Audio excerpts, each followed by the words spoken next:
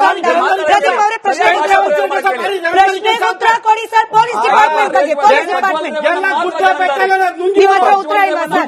ನಿಮ್ಮ ಹತ್ರ ಉತ್ತರ ಇಲ್ಲ, ನಾನು ಬೇರೆ ಪ್ಯಾನಲಿಸ್ಟ್ ಹೋಗ್ತೀನಿ. ನಿಮ್ಮ ಹತ್ರ ಉತ್ತರ ಇಲ್ಲ ಅಂದ್ರೆ ನಾನು ಬೇರೆ ಪ್ಯಾನಲಿಸ್ಟ್ ಹೋಗ್ತೀನಿ. ನಾನು ಕೇಳ್ತಾ ಇರೋದು ಪೊಲೀಸ್ ಡಿಪಾರ್ಟ್ಮೆಂಟ್ ಆಗ್ತಾ ಇರೋದು ಈ ರಾಜ್ಯದಲ್ಲಿ ಎಷ್ಟು ಘಟನೆಗಳಾಗಿದ್ದಾವೆ ಅದಕ್ಕೆಲ್ಲ ಪರಮೇಶ್ವರ್. ಯಾಕೆಂದ್ರೆ ಇಂಥ ಘಟನೆ ನಡೆದು ಒಬ್ಬ ಹೋಮ್ ಮಿನಿಸ್ಟರ್ ಅಲ್ಲಿ ವಿಸಿಟ್ ಮಾಡಕ್ಕಾಗಿಲ್ಲ ಇವತ್ತವರೆಗೂ.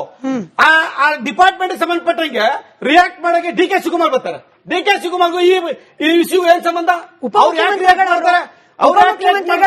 ಅದು ಕಾನ್ಸ್ಟಿಟ್ಯೂಷನಲ್ ಪವರ್ ಇಲ್ಲ, ನೀವು ಅದನ್ನ ಹೇಳಬೇಡಿ. ಅವ್ರು ಇನ್ಚಾರ್ಜ್ ಮಿನಿಸ್ಟರ್ ಅಲ್ಲ, ಅವ್ರು ಇನ್ಚಾರ್ಜ್ ಮಿನಿಸ್ಟರ್ ಅಲ್ಲ, very in charge minister, very in charge minister. 10 seconds. ಕೆಟ್ಟ ಭಾಷೆ ನೀವು ಮಾತಾಡಿದ್ರು ಕೂಡ ನೀವು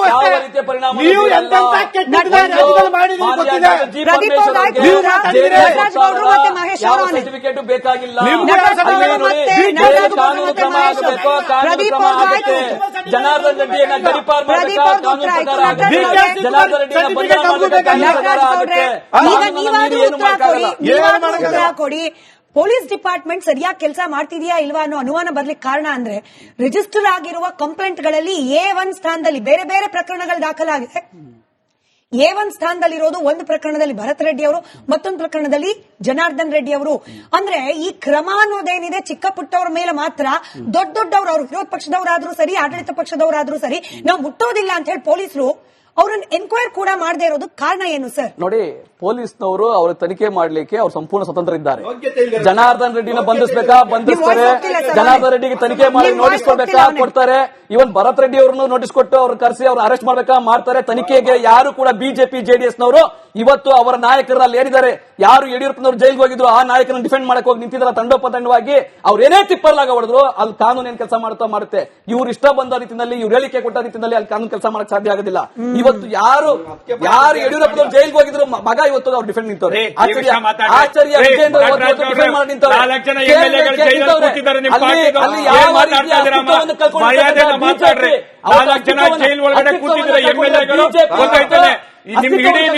ನಿಮ್ಮ ಪಕ್ಷದ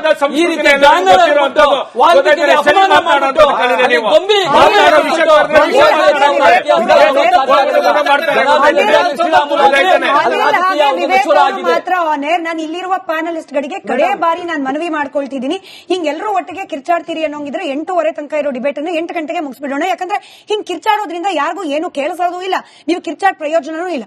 ಅನಿಲ್ ಮತ್ತೆ ವಿವೇಕ್ ಅವ್ರದ್ದು ಮಾತ್ರ ವಾಯ್ಸ್ ಆನ್ ಏರ್ ಇದೆ. ಅನಿಲ್ ಅವರೇ, ಡಿ ಕೆ ಶಿವಕುಮಾರ್ ಅವರು ಉಪಮುಖ್ಯಮಂತ್ರಿಗಳು ಇವತ್ತು ಬಳ್ಳಾರಿಗೆ ಬಂದವರು ಹೇಳ್ತಾರೆ ನಮಗೆ ಶಾಂತವಾದ ಬಳ್ಳಾರಿ ಬೇಕು.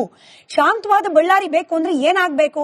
ಹಂಗ ಮಾಡೋ ಪ್ರಕ್ರಿಯೆ ಸರ್ಕಾರದ ಕಡೆಯಿಂದ ಆಗ್ತಾ ಇದೆಯಾ, ವಿರೋಧ ಪಕ್ಷವಾಗಿ ಬಿಜೆಪಿ ಕಡೆಯಿಂದ ಆದ್ರೂ ಆಗ್ತಾ ಇದೆಯಾ ಅಂತ ಹೇಳಿ ಸೇಮ್ ಪ್ರಶ್ನೆ ಇಬ್ಬರಿಗೂ. ಮೊದಲು ಅನಿಲ್ ಉತ್ತರ ಕೊಡಿ, ಅದಾದ್ಮೇಲೆ ವಿವೇಕ್ ಅವರು ಉತ್ತರ ಕೊಡಿ.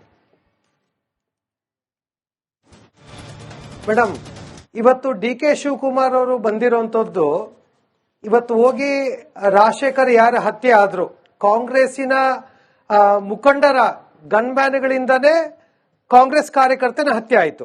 ಇದು ಬಿಜೆಪಿಯಲ್ಲೇ ಆಗಬಾರ್ದು, ಬೇರೆ ಪಾರ್ಟಿಯಲ್ಲಿ ಆಗಬಾರ್ದು, ಕಾಂಗ್ರೆಸ್ ಅಲ್ಲಿ ಆಗಬಾರ್ದು.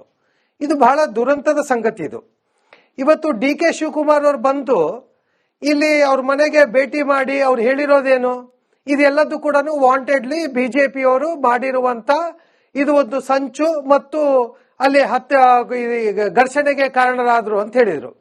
ಡಿ ಕೆ ಶಿವಕುಮಾರ್ ಅವರು ಒಬ್ಬ ರಾಜ್ಯದ ಉಪಮುಖ್ಯಮಂತ್ರಿಯಾಗಿ ಅವರು ಒಂದು ಗಮನಿಸಬೇಕಾಗಿರುವಂತದ್ದು ಅಂಶ ನಾನು ಕೇಳ್ತಾ ಇದ್ದೀನಿ ಡಿ ಕೆ ಶಿವಕುಮಾರ್ ಅವರಿಗೆ. ಜನಾರ್ದನ್ ರೆಡ್ಡಿ ಅವರು ಮತ್ತು ಅಲ್ಲಿನ ಬಿಜೆಪಿ ಕಾರ್ಯಕರ್ತರು ಕಾಂಗ್ರೆಸ್ ಮುಖಂಡರ ಮನೆಗೆ ಹೋಗಿದ್ರ ಅಥವಾ ಕಾಂಗ್ರೆಸ್ಸಿನ ಮುಖಂಡರು ಜನಾರ್ದನ್ ರೆಡ್ಡಿ ಅವರ ಮನೆಗೆ ಬಂದಿದ್ರ ಅನ್ನೋದು ಒಂದು ಮೊದಲನೇ ಪಾಯಿಂಟ್. ಇದು ಎರಡನೇ ಪಾಯಿಂಟ್. ಎರಡನೇದು, ಆ ಸರ್ಕಲ್ ಅಲ್ಲಿ ಯಾರ ಬಂದೂಕಿನಿಂದ, ಯಾರ ಗನ್ನಿಂದ, ಯಾರ ಗನ್ಮ್ಯಾನ್ ಇಂದ ಯಾರಿಗೆ ತಗಲಿದೆ ಅನ್ನೋದು ಇಂಪಾರ್ಟೆಂಟ್. ಮೂರನೇದು, ಪೊಲೀಸ್ ಇಲಾಖೆಯವರೇ ಅರೆಸ್ಟ್ ಮಾಡಿರುವಂತ ಸಿಮೆಂಟ್ ಚೀಲಗಳಲ್ಲಿ ಮಾರ್ಬಲ್ ಕಲ್ಲುಗಳನ್ನ ತಗೊಂಡ್ಬಂದಿರುವಂತದ್ದು ಆಗ್ತಾ ಇದ್ರೆ ಲಾಠಿ ಚಾರ್ಜ್ ಮಾಡಿದವರು ಪೊಲೀಸರು ಮತ್ತು ಅದನ್ನ ಕಸ್ಕೊಂಡು ದಾಳಿ ಮಾಡ್ತಾ ಇರುವಂತದ್ದು ಎಲ್ಲಾ ಕಡೆ ನಾವು ಲೈವ್ ಅಲ್ಲಿ ನಾವು ನೋಡ್ತಾ ಇದೀವಿ, ಟಿವಿಯಲ್ಲಿ ಮಾಧ್ಯಮದಲ್ಲೆಲ್ಲ ಬಂತು. ಇದು ಮೂರನೇ ವಿಚಾರ. ನಾಲ್ಕನೇ ವಿಚಾರ ಹೇಳ್ತೀನಿ. ಇವರು ಕಲ್ಲು ಹೊಡೆಯುವಂತವರು ಜನಾರ್ದನ್ ರೆಡ್ಡಿ ಅವರ ಮನೆಗೆ ಮುಂಭಾಗದಲ್ಲಿ ಗ್ಲಾಸ್ಗಳಿಗೆ ಹೊಡಿತಾ ಇದ್ದಾರೆ. ಇದನ್ನ ಯಾಕೆ ಮಾಡಬೇಕಾಗಿತ್ತು? ಇದನ್ನ ಡಿ ಕೆ ಶಿವಕುಮಾರ್ ಅವರು ಯಾರಿಗೆ ಕೇಳಬೇಕು? ಶಿಸ್ತನ್ನ ಹೇಳ್ಕೊಡ್ಬೇಕಾಗಿರುವಂತದ್ದು ಕಾಂಗ್ರೆಸ್ ಕಾರ್ಯಕರ್ತರಿಗೆ. ಕಾಂಗ್ರೆಸ್ ಕಾರ್ಯಕರ್ತರಿಗೆ ಗುಂಡಾಗಿರಿ ಮಾಡಬಾರ್ದು ಅಂತೇಳಿ ಹೇಳಬೇಕಾಗಿತ್ತು. ಆದ್ರೆ ಡಿ ಕೆ ಶಿವಕುಮಾರ್ ಅವರು ನೇರ ಹೋಗಿ ಬಿಜೆಪಿ ಕಾರ್ಯಕರ್ತರು ಮತ್ತು ಬಿಜೆಪಿಯ ಮುಖಂಡರ ಮೇಲೆ ಆರೋಪ ವಹಿಸೋದು ಸರಿಯಲ್ಲ. ಇದು ಸರಿ ವಿವೇಕ್ ಅವರು ಯಾಕೆ ಅಂತ ಹೇಳಿದ್ರೆ ಪೊಲೀಸ್ ಇಲಾಖೆಯನ್ನ ಇಲ್ಲಿನ ಕಾಂಗ್ರೆಸ್ ಮುಖಂಡರು ಒನ್ ಸೈಡ್ ಮಾಡಿದ್ದಾರೆ. ಎಸ್ಪಿ ಸರ್ಕಲ್ ಇಂದ ಈ ಘಟನೆಯಾದಂತಹ ಸಂದರ್ಭದಲ್ಲಿ 1,000-1,500 ಜನನ ತಂಡವನ್ನ ಮೇಡಮ್ ಇಲ್ಲಿ ಗಲಾಟೆ ಸ್ಟಾರ್ಟ್ ಆಗಿರೋದು ಮೇಡಮ್ ನಾನು ಹೇಳದ್ ಕೇಳಿ, ಒಂದೇ ಹೇಳದ್ ನಾನು, ಬಳ್ಳಾರಿಯಲ್ಲಿ ಒಂದು ಹಬ್ಬದ ವಾತಾವರಣ. 3ನೇ ತಾರೀಕು ವಾಲ್ಮೀಕಿ ವೃತ್ತ ಬಹಳ ದೊಡ್ಡದಾಗಿ ಅದ್ದೂರಿಯಾಗಿ ಇಡೀ ಬಳ್ಳಾರಿ ತುಂಬಾ ರಿಬ್ಬನ್ ಕಟ್ಟಿ ಬ್ಯಾನರ್ ಹಾಕಿ ದೊಡ್ಡ ಸಂಭ್ರಮಾಚರಣೆ.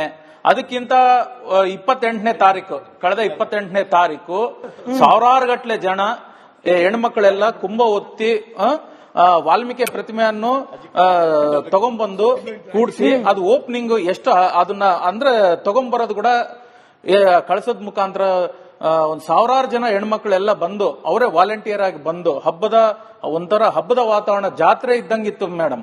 ಇವನ್ನೆಲ್ಲ ನೋಡಿ ಸಹಿಸಲಾರದೆ ಮಾನ್ಯ ಶ್ರೀರಾಮ್ಲು ಅವರು, ಜನಾರ್ದನ್ ರೆಡ್ಡಿ ಅವರು ಮತ್ತು ಎಲ್ಲ ಬಿಜೆಪಿಗ ಎಲ್ಲ ಲೀಡರ್ಸ್ ಅಲ್ಲಿಂದ ಸ್ಟಾರ್ಟ್ ಆಗಿದೆ ಮೇಡಮ್. ಅದು 28ನೇ ತಾರೀಕಿಂದ ಅದು ಒಳಗಡೆ ಅವರಿಗೆ ಸ್ಟಾರ್ಟ್ ಆಗಿದೆ. 1ನೇ ತಾರೀಕು ಏನಾಗಿದೆ, ಎಲ್ಲಾ ಕಡೆ ಬ್ಯಾನರ್ ಹಾಕ್ದಂಗೆ ಅಲ್ಲಿ ಕೂಡ ಬ್ಯಾನರ್ ಹಾಕಿದ್ದಾರೆ. ಅಲ್ಲಿ ನಮ್ಮ ಸ್ಥಳೀಯ ನಾಯಕರು ಲೋಕೇಶ್ ಅವರು ಅದೇ ರೀತಿ ಅಲ್ಲಿ ಆಗದಾಗ ನೀವು ಈ ಕಡೆ ಏದ್ದು ಬ್ಯಾನರ್ ಅಂತ ಹೇಳಿ ಬ್ಯಾನರ್ ಹಾಕ್ಬೇಡ ಅಂತ ಹೇಳಿ ಮಾನ್ಯ ಜನಾರ್ದನ್ ರೆಡ್ಡಿ ಅವರು ಲೋಕೇಶ್ ಅವರಿಗೆ ಇನ್ ಮಾಡಿದ್ದಾರೆ, ಫೋನ್ ಮಾಡಿ ಅವ್ರನ್ನ ವಾರ್ನಿಂಗ್ ಕೊಟ್ಟಿದ್ದಾರೆ. ವಾರ್ನಿಂಗ್ ಕೊಟ್ಟಿದ್ದಾರೆ ಏನ್ ಮೇಡಮ್? ಅವಾಗ ವಾರ್ನಿಂಗ್ ಕೊಟ್ಟಾಗ ಅವಾಗ ಪೊಲೀಸ್ ಅವ್ರಿಗೂ ಹೇಳಿದ್ದಾರೆ, ಇಮಿಡಿಯೇಟ್ ಅಲ್ಲೇ ಹತ್ರದಲ್ಲೇ ಇರುವ ವಾಲ್ಮೀಕಿ ವೃತ್ತದಲ್ಲಿ ಇರುವ ಅಲ್ಲೇ ಎಲ್ಲರೂ ಅರೇಂಜ್ಮೆಂಟ್ ಅಲ್ಲಿ ಇದ್ದಾರೆ ಮೇಡಮ್. ಪ್ರತಿಯೊಬ್ಬ ನಾಯಕರು ಎಲ್ಲರೂ ಕೂಡ ಅರೇಂಜ್ಮೆಂಟ್ ಅಲ್ಲಿ ಇದ್ದಾರೆ. ಅಲ್ಲೇ ಫೋನ್ ಮಾಡಿದಾಗ ಸತೀಶ್ ರೆಡ್ಡಿ ಅವರು ಅಲ್ಲಿಗೆ ಬಂದಿದ್ದಾರೆ. ಬಂದು ಎಲ್ಲಿ ಹಾಕಿದ್ಯಪ್ಪ ನೋಡಿ ಅಂತ ಹೇಳಿದ್ಮೇಲೆ ಇಲ್ಲೇ ಕರೆಕ್ಟ್ ಹಾಕಿದೆ, ಅವ್ರ ಮನೆ ಹತ್ರ ಏನ್ ಹಾಕಿಲ್ಲಲ್ಲ, ನೀನೇನಾದ್ರೂ ದಾರಿಗೆ ಏನಾದ್ರೂ ಅಡ್ಡ ಹಾಕಿ ಏನೋ ಅಂತ ಅವರು ತೆಗಿಸಿ ಇನ್ ಸ್ವಲ್ಪ ಈ ಕಡೆ ಹಾಕಿದ್ದಾರೆ. ಎದುರಿಗೆ ನಿಂತು ಹಾಕ್ಸಿದಾರೆ ಅಷ್ಟೇ. ಸತೀಶ್ ರೆಡ್ಡಿ ಅವರು ಎದುರಿಗೆ ನಿಂತು ಹಾಕ್ಸತಟ್ಟಿಗೆ ಸಡನ್ ಆಗಿ ದಿಢೀರ್ನ ಅವರು ಕೂಡ ಒಂದು ದೊಡ್ಡ ನಾಯಕರೇ ಶ್ರೀರಾಮ್ಲು ಅವರು. ಅಂತ ದೊಡ್ಡ ನಾಯಕರು 2 ಸತಿ ಮಿನಿಸ್ಟರ್ ಆಗಿದ್ದಾರೆ. ಅವರೇ ಖುದ್ದಾಗಿ ಬಂದು ಗಲಾಟೆ ಮಾಡ್ತಾರಂದ್ರೆ ಸತೀಶ್ ರೆಡ್ಡಿ ಅವ್ರ ಮೇಲೆ ಗಲಾಟೆ ಅವ್ರ ಮೇಲೆ ಬಂದು ಅಟ್ಯಾಕ್ ಮಾಡಿ ಹೇಳ್ತಾನೆ ಇದೀವಿ. ನಾನೊಂದು ಕ್ವಿಕ್ ಬ್ರೇಕ್ ಹೋಗ್ಬೇಕು. ಬ್ರೇಕ್ ಇಂದ ಬಂದಾದ್ಮೇಲೆ ಇವತ್ತು ಮಹಾಭಾರತ ಪ್ರಶ್ನೆ ಕೇಳಿದ್ವಿ ನಾವು. ರೌಡಿ ರಾಜಕಾರಣಿಗಳ ನಾಡಾಗ್ತಾ ಇದೆಯಾ ನಮ್ಮ ಕರ್ನಾಟಕ ಅಂತ ಹೇಳಿ 93%, 93% ಜನ ಹೌದು ಅಂತ ಉತ್ತರ ಕೊಟ್ಟಿದ್ದಾರೆ. ಕಾರಣ ಈ ಬ್ರೇಕ್ ಆದ್ಮೇಲೆ ಬಂದು ಡಿಸ್ಕಸ್ ಮಾಡೋಣ. ಬೀದರ್ನಲ್ಲಿ ಕೆಡಿಪಿ ಸಭೆ ನಡೀತಾ ಇರತ್ತೆ. ಕಾಂಗ್ರೆಸ್ ಎಂಎಲ್ಸಿ ಬಿಜೆಪಿ ಎಂಎಲ್ಎ ಕೈ ಮಿಲಾಯಿಸ್ಕೊಂಡು ಜಗಳ ಆಡ್ತಾರೆ. ಬರ್ತೀನಿ ಸರ್, ಡಿಸ್ಕಸ್ ಮಾಡೋಣ. ಕೊಪ್ಪಳ ಕೇಂದ್ರ ಸಚಿವರು ಹಾಗೆ ಕಾಂಗ್ರೆಸ್ನ ತಂಗಡಿಗೆ ಅವ್ರ ನಡುವೆ ಕೂಡ ಗಲಾಟೆ ಆಗುತ್ತೆ. ಬಳ್ಳಾರಿಯಲ್ಲೂ ಕೂಡ ನಾವು ನೋಡ್ತಾ ಇದೀವಿ ಏನಾಗ್ತಿದೆ ಅಂತ ಹೇಳಿ. ಅಲ್ಲಿಗೆ ರಾಜಕಾರಣಿಗಳು ನಾನು ಬ್ರೇಕ್ ಹೋಗಿ ಬಂದ್ಮೇಲೆ ಡಿಸ್ಕಸ್ ಮಾಡೋಣ ಸರ್. Save your words.